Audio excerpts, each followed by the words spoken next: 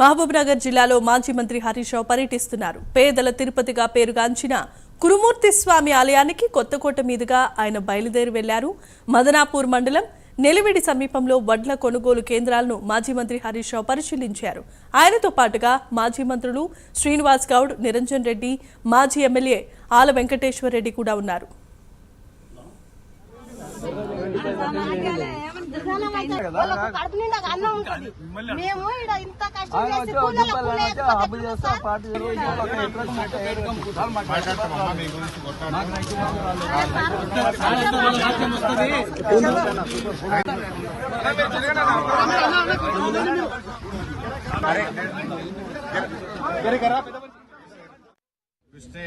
ఎప్పుడు తెచ్చిన వడ్లు అప్పుడు ఇప్పుడు విత్తనాలు వాడవా లేకపోతే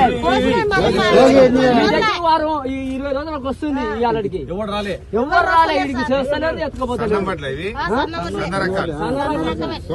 బోనస్ అన్నది కొంటలేరు ఏమంటుండ్రు అడిగితే ఏమన్నా మేత దూపుతారు రాలేదు. 14, 13 అడుగుతారు.